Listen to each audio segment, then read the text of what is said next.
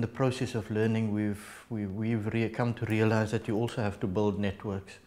That we're not the only organization or the only country, for that matter, or the only fishing community that experiences the kind of problems that we experience.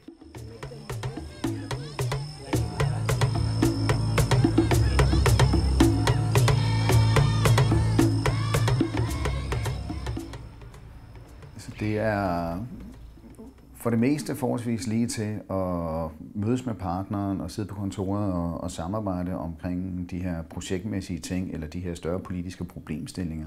Men når man kommer helt ud på græsrodsniveauet, altså, så er det et helt andet sprogbrug, det er en anden kultur, og det kan være en stor udfordring, når man bliver udsendt. When are you going up the coast? Tomorrow afternoon. Oh, okay.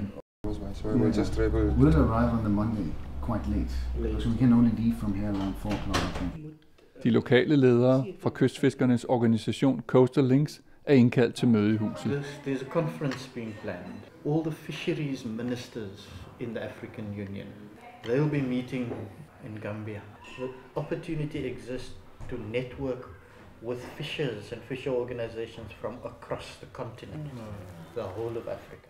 We've been invited to go, but we need a Coastal Links person. There's got to be someone who has a passport. And secondly, it's got to be someone who's comfortable in English. Then I will go for Cristiano. Cristiano. There's only one school that serves those 10 villages.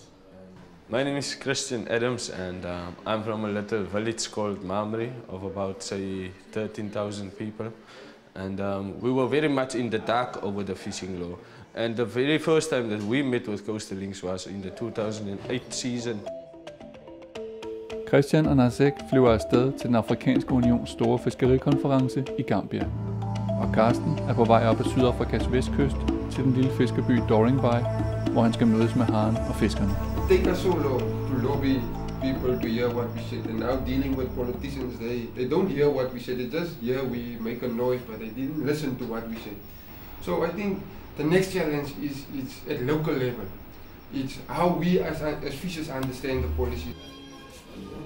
Fiskerikonference i den Afrikanske Union.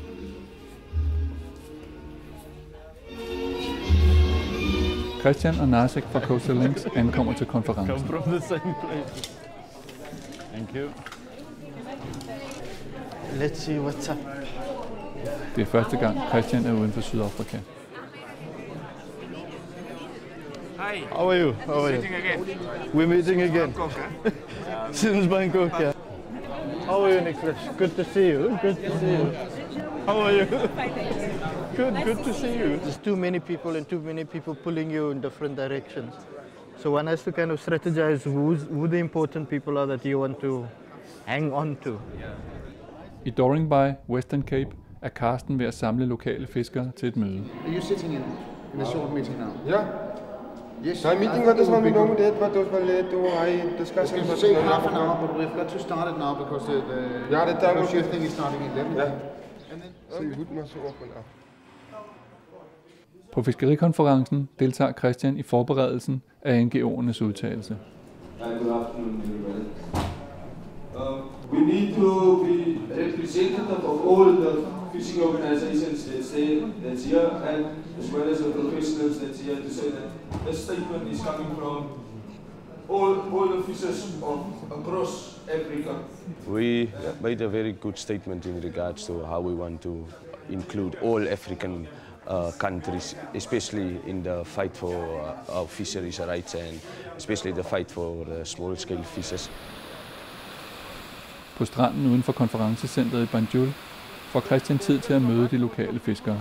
They are basket on fish, they pay them, they also come for fine feeding. You know, in Africa, in Gambia, normally they say the beach have the blessing of everything. That's why people, early in the morning, you wake up, you come at the beach, you see different people working here. More than thousands people are working in the sea. Yeah. They normally go in the sea. All these boats, you see, they all go inside the sea to catch fish. We just wait it. Sometimes we get 22 grams or more than something. I see you get 22 kilograms now. Yeah, 22 kilograms. That's what we make. Peter, alsjeblieft. Looking at what's happening in the African Union around fisheries, nobody really knows the contribution of small-scale fisheries. Nobody really knows the exact value. So what you can hear also at this high international level is that we need to do some kind of research in order to find out what is the value of small-scale fisheries actually. What Lawrence is talking about is the fact that we want our tradition back as well as it was before, our culture, you know. There is opportunities, not for the fishermen themselves, but also for unemployed people within it, and especially the youth. Go and take a look into the small-scale sector. It obviously creates more jobs than the commercial sector creates. And second of all, it makes sure that there's enough food security. Thank you, Chairperson. I'm from Masifundisi. We work with the small-scale fishing community in South Africa, but I also speak for the artisanal fishing and small-scale fishing sector on the African platform. The small-scale fishery cannot significantly produce to the GDP of any country because its net effect is local. The small-scale sector does vital work at community development. It protects women against violence. It deals with HIV and AIDS issues. It deals with the development of young people at the local community level. So there is an added human and social value that large scale does not do.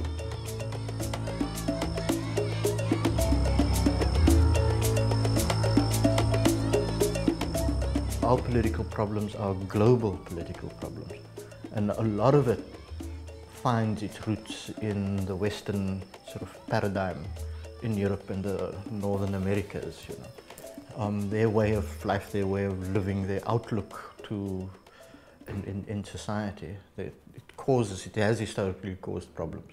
So by us fighting here and to correct things in South Africa, it's not going to be of much help unless there's partners in Europe or in the North that begins to do similar work there. So that, you know, the challenges are tackled on both ends. And I think that's the value of partnership.